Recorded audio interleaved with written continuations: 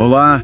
Hoje vamos fazer uma análise focada nos fundamentos do Microsoft Excel. A gente vai usar como base um guia prático, a apostila Excel Básico 1.pdf da Escola Gov, lá de Mato Grosso do Sul. Olha, embora ela tenha sido criada para qualificação profissional, né? Especialmente para o setor público, o conteúdo ali é essencial. Serve para qualquer pessoa, na verdade. A nossa missão aqui é pegar o que tem de mais útil nesse material. A gente sabe que muita gente já usa o Excel, claro, mas, sabe, revisitar o básico às vezes surpreende. Pode aparecer um truque novo ou uma forma mais eficiente de fazer algo que a gente já fazia. Vamos nessa? Perfeitamente. A ideia é essa mesma, é oferecer um caminho talvez mais rápido para dominar o que é crucial.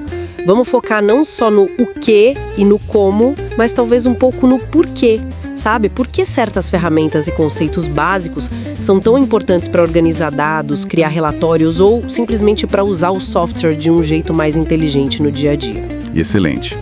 Então, começando pelo básico do básico. Excel é um programa de planilhas eletrônicas. Essencialmente, são tabelas digitais, com linhas, colunas, e onde elas se cruzam, a gente tem uma célula, certo? Correto. E a grande diferença para o papel é a dinâmica, né? Você altera um número numa célula e qualquer cálculo que dependa daquele número, pronto, atualiza na hora, instantaneamente. Cada arquivo é uma pasta de trabalho com a extensão .xlsx e dentro dela podem ter várias planilhas. E a escala, nossa, é vasta. A gente está falando de mais de 1 milhão de linhas e umas 16 mil colunas por planilha. É impressionante mesmo. Ao abrir o Excel, a interface, pode parecer muita coisa de uma vez só. Tem a faixa de opções lá em cima com os menus, né? Página inicial, inserir, fórmulas. Aí tem a barra de fórmulas logo abaixo, a área da planilha em si, grandona, e a barra de status lá embaixo. O que é realmente essencial saber dessa estrutura para não se perder no começo? Olha, o fundamental é entender a lógica. A faixa de opções, que o pessoal chama de ribbon também, organiza os comandos por tarefa. A guia, a página inicial, é onde a gente passa, muito tempo para formatação e edição básica. Essas coisas. E a barra de fórmulas é crucial. Por quê? Porque ela mostra o conteúdo real da célula que está selecionada. Seja um texto, um número ou a fórmula que está por trás daquele resultado que aparece na célula, sabe? E mostra também o endereço da célula, tipo C5 ali na caixa de nome. Dominar a localização dessas áreas já acelera muito o trabalho. Falando em acelerar, navegar por planilhas gigantes só com o scroll do mouse, nossa, pode ser bem cansativo. Quais são as dicas de ouro da apostila para se mover de forma mais eficiente? Pula que tem conteúdo naquela direção. Ou então para a borda da planilha, se não tiver nada. É um jeito muito rápido de chegar nos limites dos seus dados, sabe? E tem mais. Ctrl plus Home te leva direto para a célula A1. Ctrl plus End vai para a última célula usada na planilha, lá no cantinho. Ah, e a tecla F5. Ela abre a caixa Ir Para, aí você pode digitar um endereço tipo AF1500 e pum, salta direto para lá. Isso sim poupa tempo. Nossa! E para selecionar dados, além do básico de clicar e arrastar, o Ctrl tem um papel importante aí também, né? Estão juntos, sabe? Células não contíguas. Você clica na primeira célula ou no primeiro bloco, aí segura a tecla Ctrl e continua clicando nas outras células ou blocos que você quer. O mesmo Ctrl funciona para selecionar linhas inteiras ou colunas inteiras que não são vizinhas. É só clicar nos cabeçalhos delas, nos números das linhas ou nas letras das colunas enquanto mantém o Ctrl pressionado. Para selecionar linhas ou colunas que estão juntas, aí sim, é só clicar e arrastar sobre os cabeçalhos. E tem um truque rápido. Um clique naquele cantinho cinza entre a coluna A e a linha 1 seleciona a planilha inteira de uma vez só. Dominar essas seleções é chave para aplicar formatação ou fórmulas em vários lugares rapidinho. Ok, então temos navegação e seleção. Agora, o básico da gestão de arquivos. Salvar com Ctrl plus B ou pelo menu Arquivo Salvar. Isso é padrão, né? Mas a apostila menciona algo importante sobre compatibilidade, certo? Sim, e é um ponto prático crucial, viu? Quando você usa o salvar como, pode escolher o tipo de arquivo. Se você sabe que aquele arquivo vai ser aberto por alguém que tem uma versão bem antiga do Excel, dá para salvar como pasta de trabalho do Excel 97-2003, LXS. Isso evita problemas de compatibilidade. Claro, pode ser que desative alguma funcionalidade mais recente, mas garante que a pessoa consiga abrir. E o salvar como também é essencial para criar cópias de segurança, né? Ou versões diferentes de um trabalho sem sobrescrever o original. Super importante. Faz todo sentido. E para criar e gerenciar as planilhas dentro de um arquivo, inserir uma nova naquele botãozinho de plus é fácil. Renomear dando um duplo clique na guia também.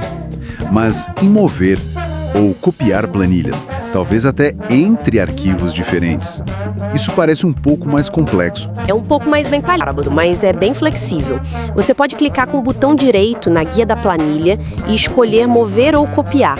Aí abre uma janelinha onde você define para qual pasta de trabalho aberta a planilha vai, pode ser a mesma ou outra que esteja aberta, define também antes de qual planinha existente ela deve ficar, e o ponto mais importante, tem uma caixinha para marcar. Criar uma cópia. Se marcar, a planilha é duplicada. Se não marcar, ela é movida, ela some de onde estava. Para mover rapidinho dentro da mesma pasta, é só clicar e arrastar a guia para a nova posição. Bem simples. E lembrando, dá para ter até 255 planilhas, cada uma com seu nome, sua cor, ajuda na organização. Excluir uma planilha também deve requerer atenção, imagino. Muita atenção. Clicar com o botão direito na guia e escolher excluir é permanente. Geralmente não dá para usar o desfazer, o Ctrl+Z, para recuperar uma planilha que foi excluída. Por isso o Excel pede confirmação, sabe? É bom ter certeza antes de excluir, principalmente se tiver selecionado várias planilhas de uma vez, com Ctrl ou Shift. Certo. Cuidado redobrado, então. E quanto a ajustar a estrutura da própria planilha? Inserir ou excluir linhas e colunas é algo que a gente faz o tempo todo. Sim, e é simples também. Para inserir, você pode selecionar uma linha inteira, clicando no número dela e usar o atalho Ctrl mais o sinal de plus, mais. Isso insere uma linha acima. Ou seleciona uma coluna inteira, clicando na letra, e usa o mesmo Ctrl++. Aí insere uma coluna à esquerda. Outra forma é usar o botão direito Inserir. Funciona igual. Para excluir, seleciona a linha ou coluna e usa Ctrl mais o sinal de menos. Ou, de novo, o botão direito Excluir. O importante é lembrar disso. Linhas novas entram acima da seleção e colunas novas entram à esquerda da seleção. E para dar uma cara mais profissional para os dados, aí a gente entra na formatação, né? Principalmente lá na guia página inicial. O que a apostila destaca como essencial ali? Ela destaca os grupos-chave, né? O grupo fonte para mudar tipo de letra, tamanho, cor, aplicar negrito com Ctrl+N, itálico com Ctrl+I, sublinhado com Ctrl+S. O grupo alinhamento para ajustar a posição do texto na célula, horizontal, vertical, fazer quebra de texto automática, mesclar células. E o grupo número. No alinhamento, aquele botão mesclar e centralizar é bem popular para títulos, né? Mas vale um alerta. Células mescladas podem, às vezes, complicar na hora de ordenar ou aplicar filtros. Então é bom usar com moderação. Boa dica! E a formatação de números? Vejo muitas opções ali, moeda, contábil, porcentagem. Qual a diferença prática, por exemplo, entre moeda e contábil? Eles parecem parecidos. Ótima pergunta. Eles são parecidos, mas tem uma diferença-chave. Ambos mostram o símbolo monetário, o RS, por exemplo, e os separadores de milhares. A diferença principal está no alinhamento. O formato contábil alinha os símbolos de moeda e as vírgulas decimais verticalmente na coluna. Isso deixa a tabela com uma aparência mais organizada, sabe? Especialmente para relatórios financeiros, fica tudo alinhadinho. O formato moeda coloca o símbolo monetário coladinho no número. Ah, e tem também aqueles íconos rápidos ali para aplicar contábil, percentual, o separador de milhares e para aumentar ou diminuir as casas decimais. Facilitam bastante. Entendi. Visualmente faz diferença mesmo. E para aplicar a mesma formatação em vários lugares sem ter que repetir todos os cliques, aquele pincel de formatação parece útil. Ele é extremamente útil. funciona assim. Você clica na célula que tem a formatação que você quer copiar, a célula modelo, aí clica uma vez no ícone do pincel que fica lá na guia página inicial. O cursor muda para um pincelzinho, e então você clica na célula de destino ou clica e arrasta sobre um bloco de células. Pronto, a formatação é copiada. E a dica de ouro: se você der um duplo clique no pincel, ele fica ativo. Aí você pode sair clicando em vários lugares diferentes, um depois do outro, para aplicar a mesma formatação. Para desativar, é só pressionar a tecla ESC ou clicar no pincel de novo. Nossa, isso poupa um tempo imenso. Agora, a parte que muitos consideram a magia do Excel: as fórmulas e funções. Uma fórmula sempre começa com um sinal de igualdade. Igual, certo?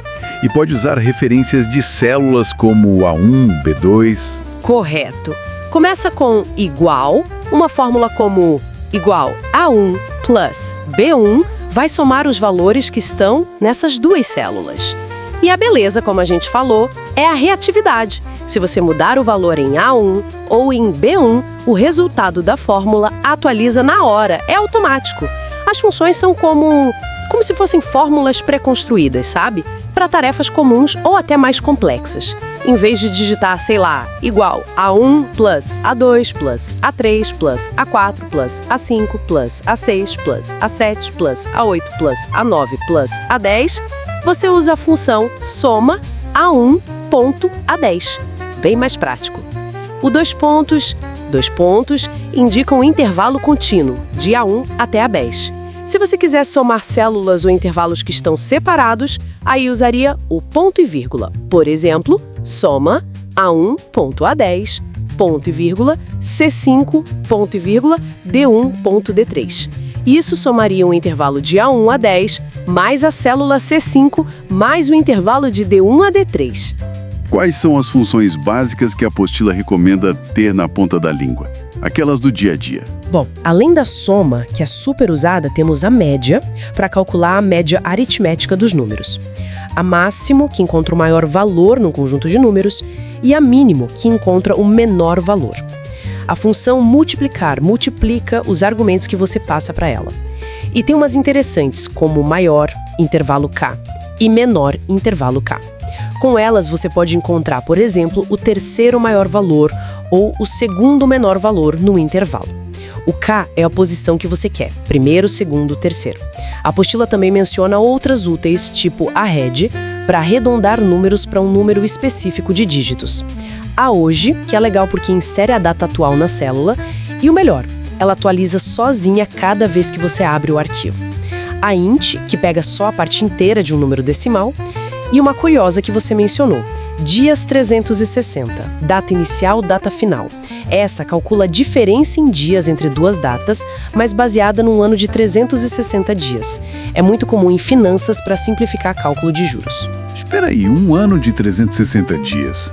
Isso não pode gerar umas imprecisões se a gente comparar com o calendário real de 365 ou 366 dias? Exatamente.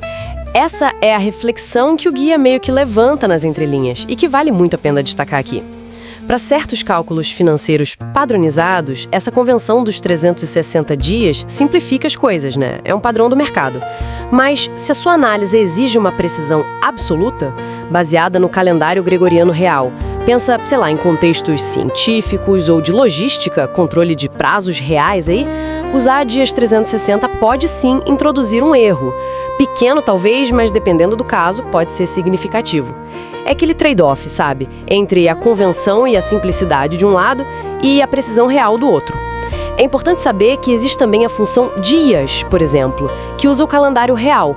Conhecer as duas ajuda a escolher a ferramenta certa para o trabalho certo. Fascinante como uma função que parece simples pode ter essas nuances todas. É bom saber disso.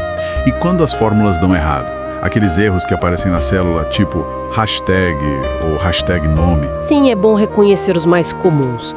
O hashtag geralmente não é bem um erro, só significa que a coluna está estreita demais para mostrar o número todo. É só largar a coluna que resolve. O hashtag valor indica que tem algum tipo de dado impróprio na fórmula, tipo tentar somar um texto com um número, sabe? O hashtag nome é quase sempre erro de digitação no nome da função. Escreveu soma como soma, por exemplo. O hashtag ref aparece se a fórmula está tentando usar uma referência de célula que não existe mais, talvez porque a linha ou coluna foi excluída. E o hashtag div0 é a clássica tentativa de dividir um número por zero. Outro cuidado importante é com a tal da referência circular. Isso acontece quando uma fórmula acaba fazendo referência a si mesma, seja direto ou indireto. O Excel costuma avisar, porque isso pode causar cálculos errados ou deixar a planilha lenta. Entendi. Bons alertas. Além das fórmulas, que outros recursos a apostila destaca para facilitar o trabalho? A alça de preenchimento foi mencionada antes. Sim, aquele quadradinho preto no canto da célula selecionada. Arrastar ele é ótimo para criar sequências, meses do ano. Digita janeiro, arrasta para baixo, ele completa fevereiro, março, dias da semana, sequências numéricas. Se você der um padrão inicial, tipo 1 numa célula e 2 na de baixo, ele continua 3, 4, 5.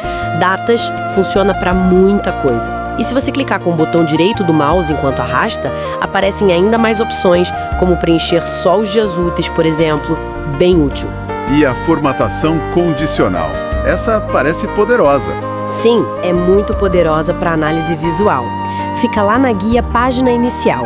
Ela permite aplicar formatos, cores de fundo, cores de fonte, ícones, barras de dados automaticamente nas células que cumprem certas regras que você define. Por exemplo, destacar todos os valores acima de 1000 ou abaixo de 50, ou valores duplicados, ou datas que vencem na próxima semana, ou os 10% maiores valores. Em vez de você ficar procurando manualmente na tabela, a informação importante salta aos olhos, facilita muito a leitura dos dados e dá para criar regras bem complexas, inclusive baseadas em fórmulas próprias. É essencial para quem monta dashboards ou relatórios mais dinâmicos. E para organizar os dados em si. Classificar e filtrar são fundamentais, né? Sem dúvida, para classificar, ordenar, é simples. Seleciona uma célula qualquer na coluna que você quer usar como base para ordenação.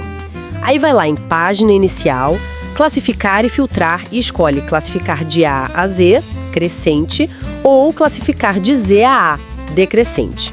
O ponto crucial aqui é, quando o Excel perguntar se você quer expandir a seleção, quase sempre a resposta é sim, tem que expandir. Isso garante que a linha inteira de dados se mova junta, mantendo a integridade. Se você classificar só uma coluna isolada, geralmente bagunça toda a sua tabela. Certo, expandir a seleção. Anotado.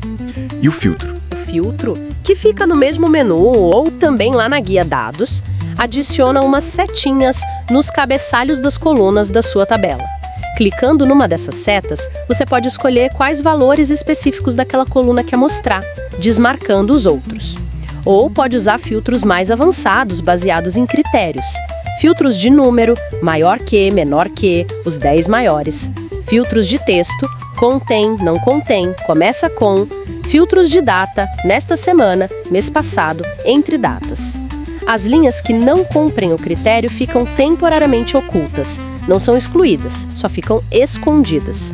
Isso permite focar num subconjunto dos dados para analisar. É extremamente útil para explorar tabelas grandes. Falando em visualização, criar gráficos básicos parece bem simples na apostila. Selecionar os dados, ir em inserir, escolher o tipo. É isso mesmo. O processo básico para criar um gráfico, tipo um de colunas ou de pizza, é bem rápido. Selecione os dados, vai na guia Inserir, clica no ícone do gráfico desejado e escolhe um subtipo. O gráfico aparece na planilha. O segredo depois, para deixar o gráfico bom mesmo, é usar a guia extra que aparece lá em cima, chamada Design do Gráfico. Isso só aparece quando o gráfico está selecionado. Lá você pode refinar tudo. Mudar o layout, as cores, adicionar ou remover elementos como títulos para o gráfico, para os eixos, legendas, rótulos de dados, aqueles números que aparecem nas barras ou fatias, etc. O objetivo é deixar o gráfico claro e informativo. E por último, mas definitivamente não menos importante, a impressão. Quantas vezes já não imprimimos planilhas que saem todas cortadas ou ilegíveis? Nossa, é um clássico, né? A chave para evitar isso está na configuração de página. Você pode acessar isso pelo menu Layout da página ou diretamente quando você vai em Arquivo e Imprimir. Tem um link lá para configurar a página. Nessa janela de configuração, a gente controla tudo: a orientação, retrato ou paisagem, a escala, para reduzir ou ampliar a planilha, ou para ajustar ela para caber em uma página de largura, por exemplo, as margens da página e também os cabeçalhos e rodapés, para repetir informações importantes como o número da página, a data, o nome do arquivo em todas as páginas impressas. E tem uma guia chamada planilha nessa configuração, né? Parece ter umas opções bem importantes ali também. Cruciais, eu diria. Nessa guia planilha, a gente pode definir a área de impressão, se a gente não quiser imprimir a planilha inteira, só um pedaço específico, e tem os títulos a imprimir. Essa opção é fantástica para tabelas que ocupam várias páginas. Ela permite que você mande repetir as linhas do cabeçalho da sua tabela no topo de cada página impressa. Assim, mesmo lá na página 5, você sabe o que significa cada coluna. Não precisa ficar voltando na primeira página. Dá para fazer o mesmo com colunas laterais também. Além disso, lá você escolhe se quer imprimir as linhas de grade, se quer imprimir em preto e branco para economizar tinta, a qualidade da impressão e até a ordem em que as páginas serão impressas, primeiro para baixo, depois para o lado ou o contrário. E a dica final para impressão, antes de mandar ver no papel, sempre use a visualização de impressão, que aparece na tela de arquivo imprimir. Ali você vê exatamente como vai sair. Evita muita dor de cabeça e desperdício. Ufa! Cobrimos muito terreno mesmo. Desde a estrutura básica do Excel e como navegar eficientemente, passando pela gestão de arquivos e das próprias planilhas, a formatação para deixar tudo mais claro, o poder das fórmulas e funções com aquela atenção importante às nuances, como a da função Dias 360, né? Até recursos extras como a formatação condicional para destacar informações, os filtros para analisar dados, os gráficos para visualizar e, finalmente, como configurar a impressão para sair tudo direitinho. Exatamente. São as peças fundamentais, né? Os blocos de construção. Dominar bem esses conceitos que a apostila da Escola Gov traz não só permite usar o Excel para tarefas básicas do dia a dia, mas constrói a confiança necessária para depois, quem sabe, explorar funcionalidades mais avançadas do problema. Esperamos que essa análise mais focada ajude a tornar essa ferramenta, que às vezes intimida um pouco, mais acessível e, principalmente, mais útil para todo mundo. E para finalizar, queria deixar uma pequena provocação para reflexão ligada um pouco ao que a gente discutiu sobre evolução. A apostila foca, claro, no básico, mas o Excel está sempre evoluindo, né? Hoje existem funções mais recentes, como o filtro, classificar por, ou o famoso PROC-V, o VLOOKUP, que está sendo gradualmente substituído pelo PROC-X, o XLOOKUP. Essas funções novas oferecem formas muito mais poderosas e flexíveis de trabalhar com dados do que as que a gente viu aqui nesse guia fundamental. Então a questão que fica é, como é que esse domínio sólido do básico que a gente explorou hoje pode ser justamente a porta de entrada para a gente conseguir, de fato, tirar proveito dessas funções mais avançadas. Funções que podem, assim, revolucionar a forma como a gente analisa informação no Excel. Fica aí a questão para a gente pensar e talvez explorar no futuro. Muito obrigado por nos acompanhar nessa exploração dos fundamentos do Excel. Até a próxima!